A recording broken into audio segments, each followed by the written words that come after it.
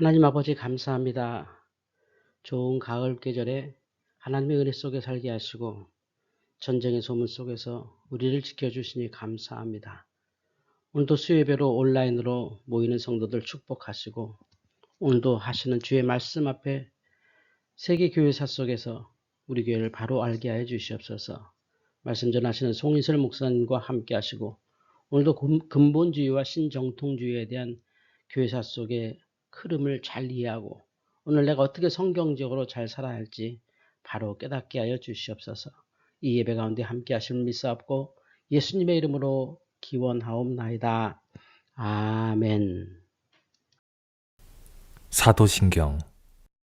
나는 전능하신 아버지 하나님, 천지의 창조주를 믿습니다. 나는 그의 유일하신 아들, 우리 주 예수 그리스도를 믿습니다. 그는 성령으로 잉태되어 동정녀 마리아에게서 나시고 본디오 빌라도에게 고난을 받아 십자가에 못 박혀 죽으시고 장사된 지 사흘 만에 죽은 자 가운데서 다시 살아나셨으며 하늘에 오르시어 전능하신 아버지 하나님 우편에 앉아 계시다가 거기로부터 살아있는 자와 죽은 자를 심판하러 오십니다. 나는 성령을 믿으며 거룩한 공교회와 성도의 교제와 죄를 용서받는 것과 몸의 부활과 영생을 믿습니다. 아멘. 찬송가 94장 함께 찬양하겠습니다.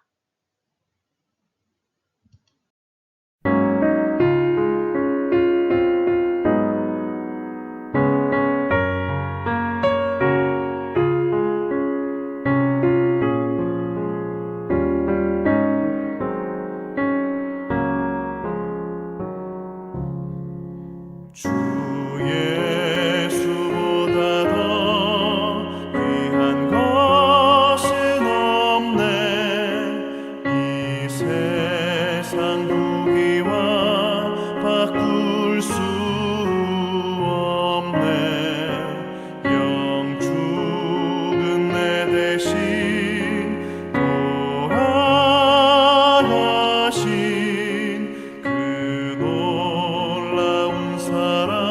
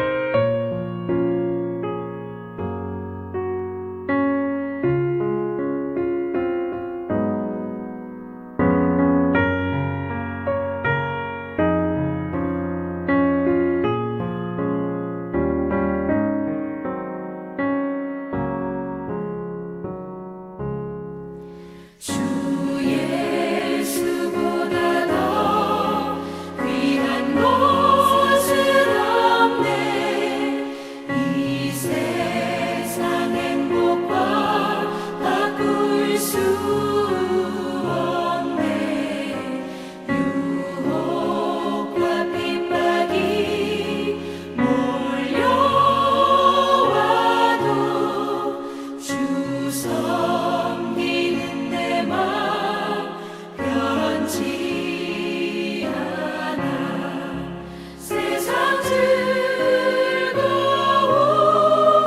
다 버리고 세상 사랑 다 버렸네. 주 예수보다 더 귀한 것은 없네. 예수밖에는 없네.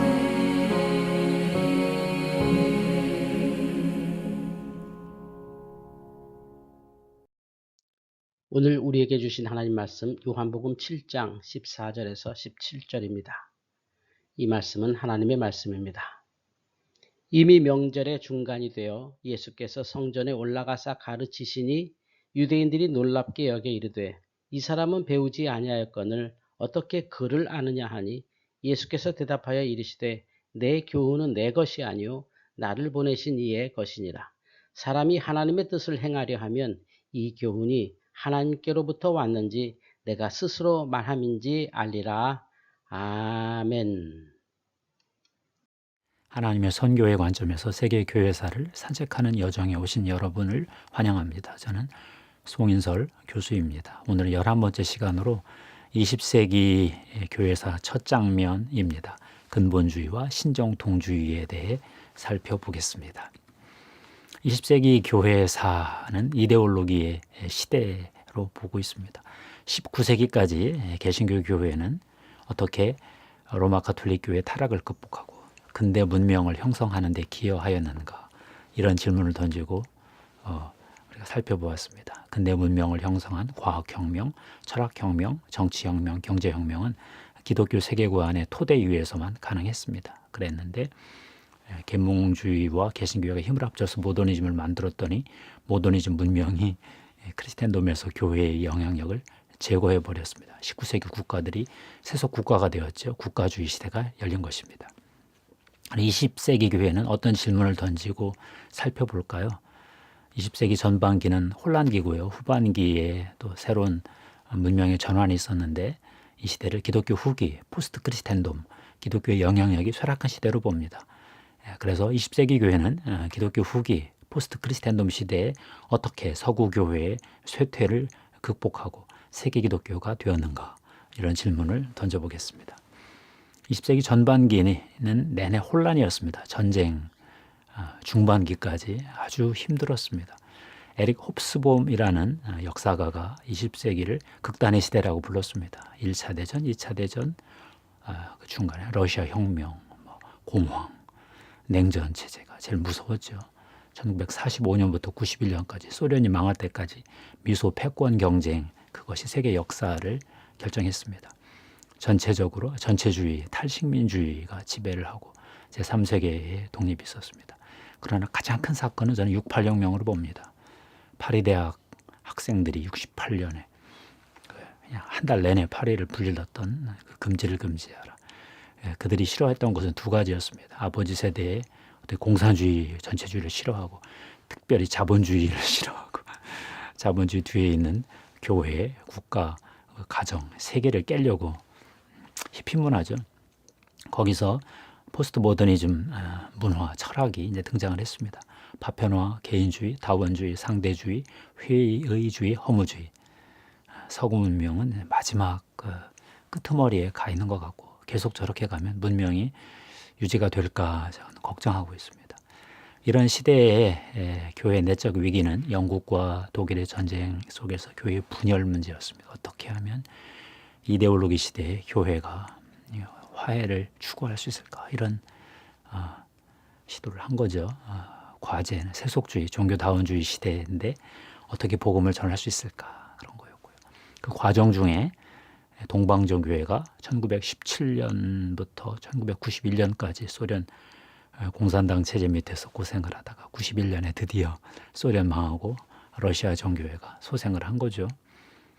로마 가톨릭 교회도 이제 끝까지 이 모더니즘에 저항을 하다가 1962년에 제2차 바티칸 공회를 열어서 극복을 했습니다. 개신교회는 19세기 자유주의 신학을 극복하기 위해서 너무 다양한 신학적 운동들을 벌였습니다. 근본주의, 신복음주의, 성결운동, 오순절운동 다 그랬고요. 신정통주의도 그랬고 에큐메니컬 운동도 그랬고 복음주의 운동도 그랬습니다.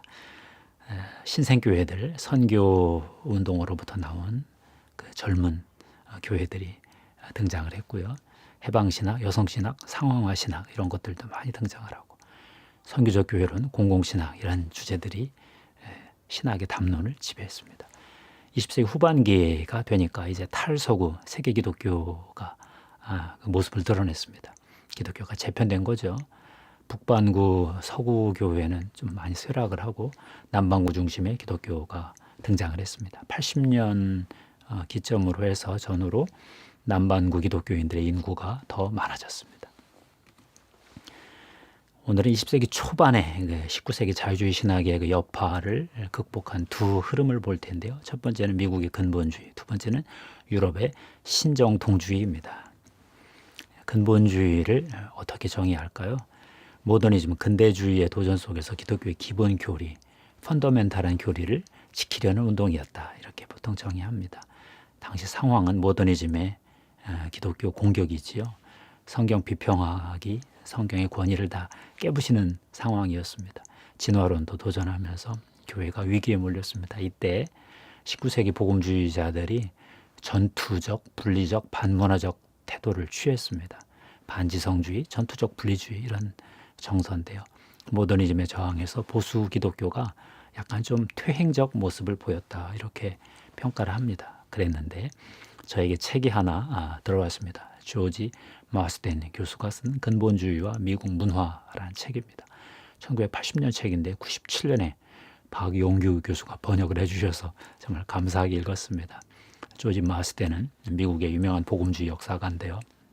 칼빈 대 듀크 신학교에서 가르치시다가 마지막은 노트르담 대학교 역사 교수로 2008년에 은퇴하시고 명예교수가 되셨습니다. 이 책의 부제가 20세기 복음주의의 형성 1870년부터 1925년까지 이렇게 되어 있습니다. 그러니까 긴 55년 동안의 역사였는데 근본주의가 굉장히 성공적 운동이었다. 그런데 갑자기 1925년에 원숭이 재판 그거 하고 몰락했다. 그렇게 보더라고요. 25년까지는 성공적인 복음주의 운동이었는데 26년부터 급격하게 외면당했다. 이렇게 결론을 내리셨습니다. 근본주의 신학이 잡으려는 것은 성경 무호설입니다. 역사 비평을 거부하겠다. 그 태도가 전혀 틀린 건 아닌데 성경 문자주의가 문제였어요. 성경은 그 해석학이 있거든요. 성경의 문학 장르별로 해석을 하고 전체 해석하는 좀 어려운 난제들이 많습니다. 근데 그걸 너무 쉽게 해결했어요. 베이컨의 귀납법적 그 과학의 방법론을 동원해 가지고 성경을 사실들의 창고다. 사실들이 다 축적되어 있으니까 그걸 잘 귀납법적으로 분류만 하면 신학은 저절로 된다.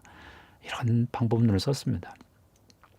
스코필드 관주성경, 예언사경회, 드와이트 무디의 나이아가라 수련회. 영성적으로는 이들이 기도를 하고 예수를 통해서 회심을 체험하고 선교사 보내고 좋은데 어떤 신학과 문화 쪽에서 애들이 좀 실패를 많이 했습니다. 그건 이해를 해 드릴 수도 있는 건데 그 당시가 비관적인 사회였거든요. 교회가 계속 사회에서 밀리고 모더니즘의 어떤 문명이 교회를 자꾸 거부하던 때였기 때문에 역사 비관적 태도, 문명의 타락, 교회의 배교에 대한 개탄 그러면서 사회 참여를 포기하고 그냥 기독교 교리라도 지키자 그냥 그렇게 된 거죠. 복음전도, 성결운동, 개인경건 이런 거에 힘쓰고 마귀의 세력 경계하고 초자연적으로 역사를 설명하고 예수 그리스도의 빠른 그 종말 재림을 기대하고 이해할 수 있는 반응인데 결과적으로 좀 안 좋았다는 거죠. 기독교의 근본 교리를 지키려는 것은 좋았는데 나쁜 방법으로 지키려 했다. 해정은 그런 얘기를 듣습니다. 대중적 보수주의라고 그랬죠.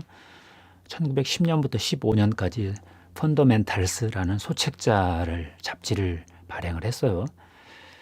여기서 나왔던 내용들을 정리해서 1910년 북장로교회, 미국 북장로교회가 5대 근본 교리를 만들었는데요. 성경 무호, 그리스도의 동정녀 탄생, 대속사역, 육체적 부활, 기적 재림. 아니 저것도 안 믿나? 그 당시 이 자유주의 신학 때문에 진화론의 공격 때문에 이게 막 흔들렸거든요. 주로 근본주의 신학은 성서론, 기독론에 집중되어 있다. 이걸 알 수 있겠죠. 논쟁으로 19세기 말이 되면 미국의 주류 교단, 장로교, 감리교 안에 자유주의 신학이 뿌리를 내렸습니다. 설교를 하려면 이제 너무 웨스트민스터 신앙 고백 같은 그 정통주의 신학은 좀 버려야 되는 게 아닌가. 이제 그런 말이 나올 정도였거든요. 1922년에 자유주의 그 침례교 설교가 해리 에머슨 포스틱이라는 분이 있었거든요. 그분이 근본주의자들이 이길 것인가 이런 설교를 했어요. 근본주의자들이 굉장히 저항을 심하게 했으니까요. 그랬더니 필라델피아의 장로교회 클래런스 맥카트니 목사님이 불신앙이 이길 것인가 이런 설교를 하시고 서로 붙으셨습니다. 1923년에 프린스턴 신학대학의 신약학 교수 그레샤 메이첸이 기독교와 자유주의 이런 책을 썼습니다. 내용은 자유주의는 기독교가 아니다. 이단이다. 이렇게 봤습니다. 결국 웨스트민스터 신학대학이 1929년에 떨어져 나갔죠.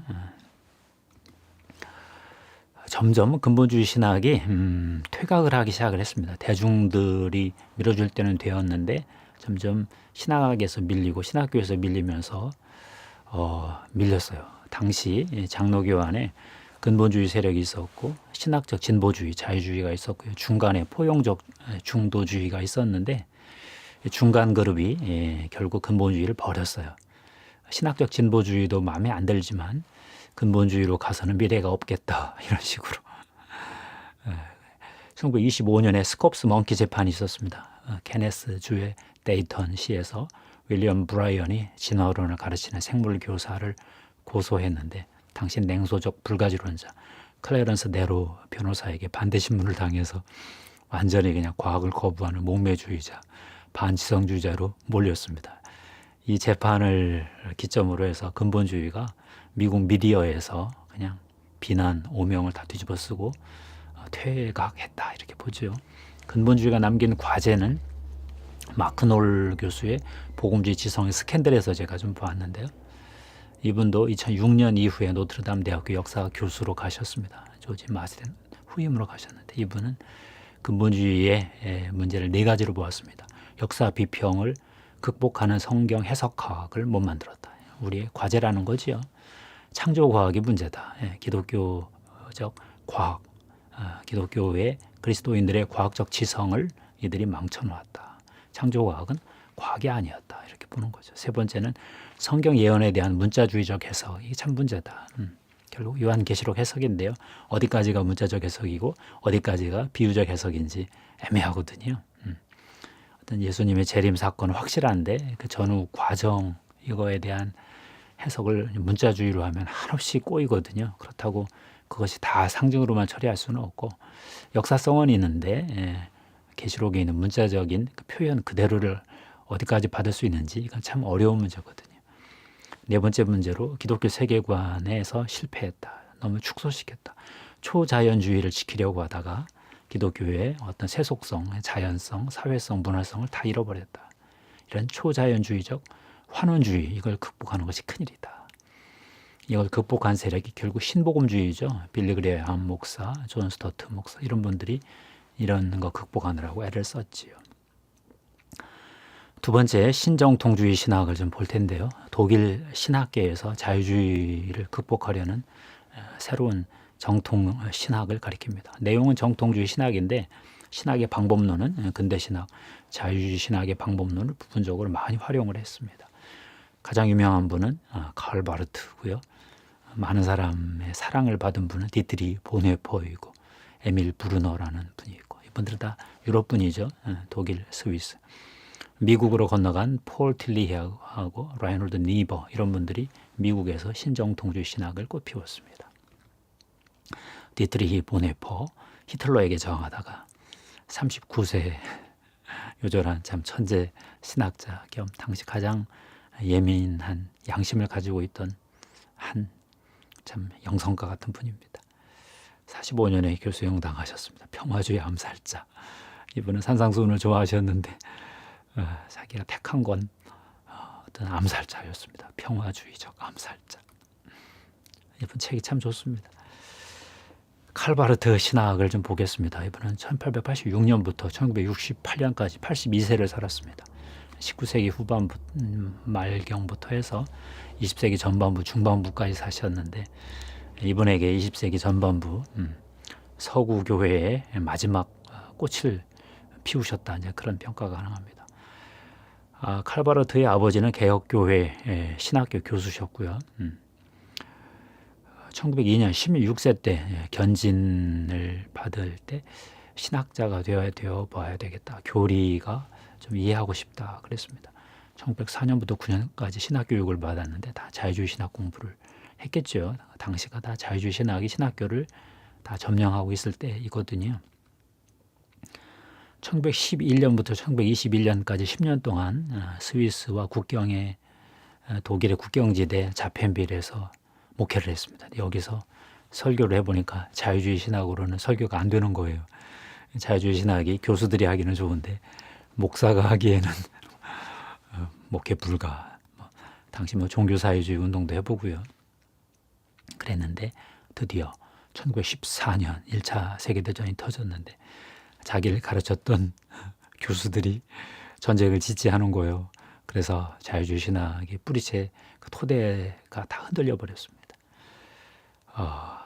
그러면서 성경을 다시 읽기 시작하고 1919년 33세에 로마서 주석 1판을 썼습니다. 자유주의 신학을 비판하기 위해서 목회를 해보니까 안 되거든요. 그때 그 성경 연구에서 역사 비평적 방법이 그럴듯한데 아닌 것 같다. 축자 영감 교리가 더 옳은 것 같다.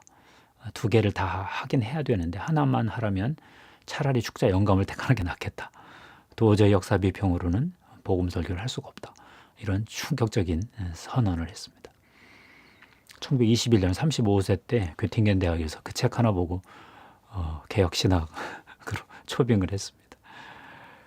괴팅겐 대학 가서 1921년에 로마서 주석 2판을 전면 개정판을 냈는데 이때부터 변증법적 신학, 위계 신학이라는 게 탄생을 했습니다.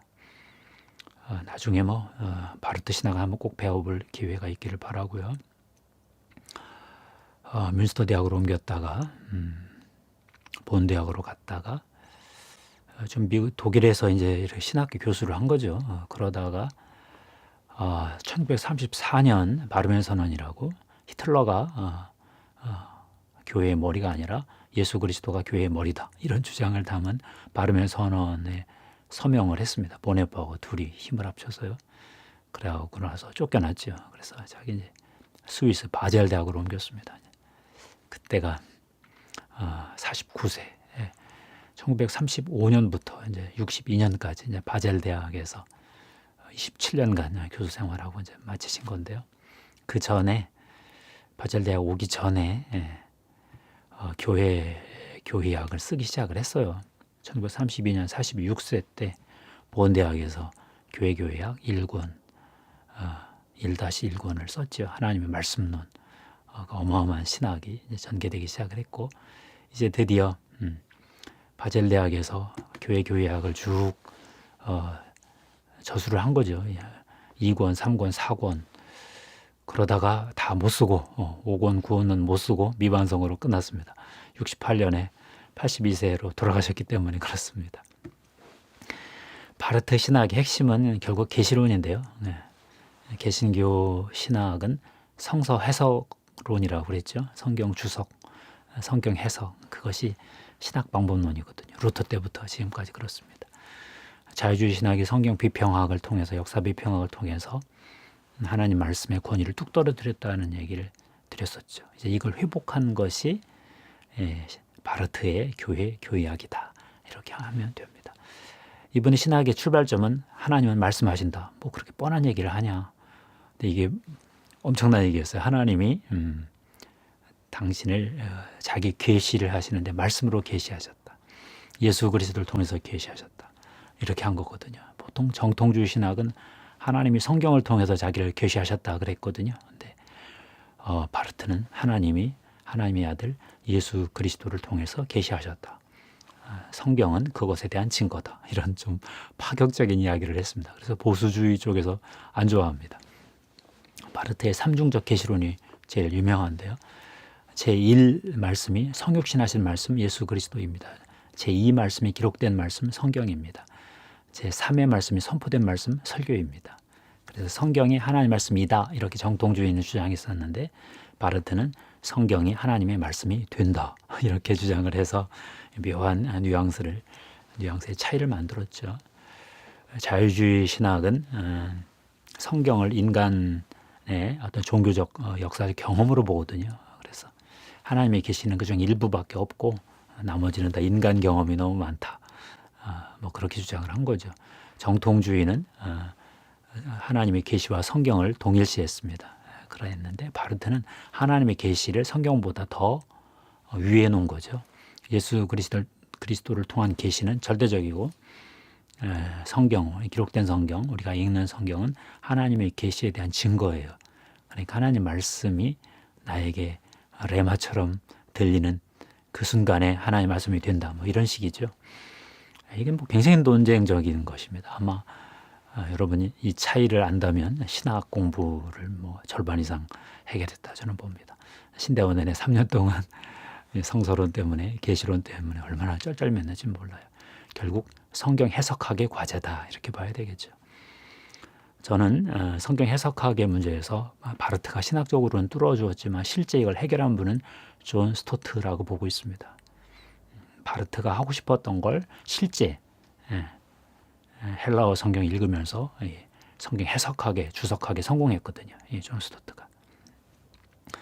스토트가 자유주의하고 근본주의 그 사이에서 복음주의 성경 해석학의 길을 열었다. 저는 그렇게 보고 있습니다. 그러니까 바르트가 신학적으로 뚫어주고 실제 한 사람은 스토트다. 저는 그렇게 보는 거죠. 오늘은 20세기 교회사 첫 장면 근본주의와 신정통주의에 대해 살펴보았죠. 자유주의 신학이 성경의 권위를 뚝 떨어뜨려 놓았는데 학문적 방법론은 높여놓았고 미국에서 이 근본주의는 자유주의 신학에 대해서 굉장히 전투적으로 분리적으로 약간 저항적으로 방어적으로 좀 안 좋은 방법으로 방어를 했고요. 신정통주의 바르트 신학은 유럽에서 자유주의 신학을 나름 상당히 극복했다 이렇게 보는 거죠. 말씀의 신학이 성경 해석의 길을 열었다 이렇게 보는 것입니다. 감사합니다. 하나님께 영광 돌립니다.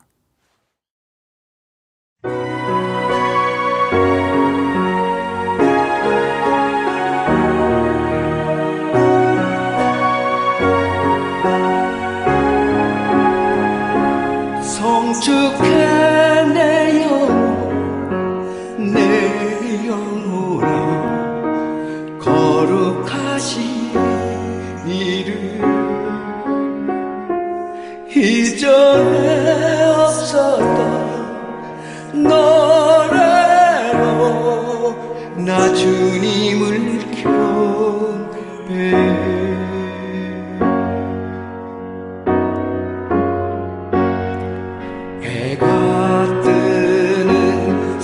아침 밝았네 이제 다시 주님 찬양 무슨 일이나 어떤 일이 내게 놓여도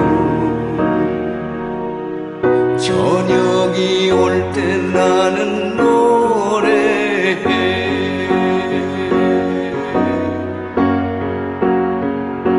송축해 내 영혼 내 영혼아 거룩하신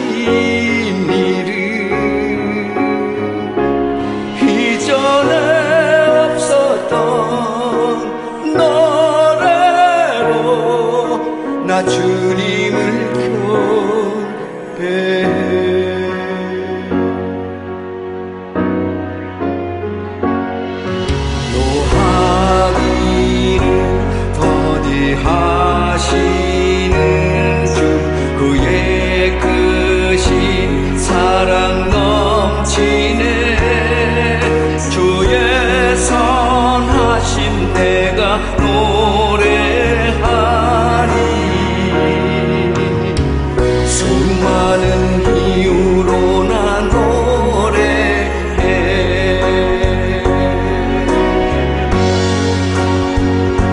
성축해 내 영혼 내 영혼아 거룩하신 이름 이전에 없었던 노래로 나 주님을 경배해 내가 주님께 감사드릴 테니까 여호와께 이름을 부르리이다 내가 여호와의 이름으로 약속한 것은 그의 모든 백성의 보는 앞에서 예루살렘아 너의 한가운데에서 여호와의 성전의 뜰에서 지키리라 할렐루야 곧 그날에 나의 힘 다하고 나의 삶의 여정 마칠 때 끝없는 찬양 드리리라 수많은 세월 지나 영원히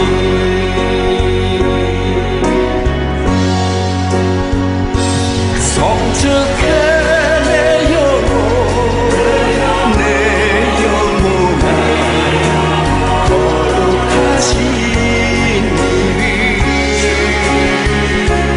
이전에 없었던 노래로 나 주님을 경배해 성축해 내 영혼 내 영혼아 거룩하신 이름 이전에 없었던 노래로 나 주님을 경배해 나 주님을 경배해 나 주님을 경배해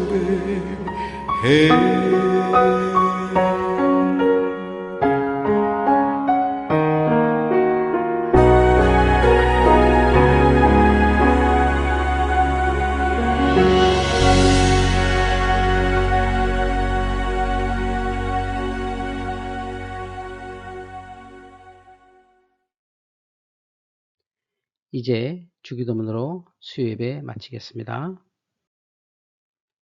하늘에 계신 우리 아버지, 아버지의 이름을 거룩하게 하시며 아버지의 나라가 오게 하시며 아버지의 뜻이 하늘에서와 같이 땅에서도 이루어지게 하소서. 오늘 우리에게 일용할 양식을 주시고 우리가 우리에게 잘못한 사람을 용서하여 준 것 같이 우리 죄를 용서하여 주시고 우리를 시험에 빠지지 않게 하시고 악에서 구하소서.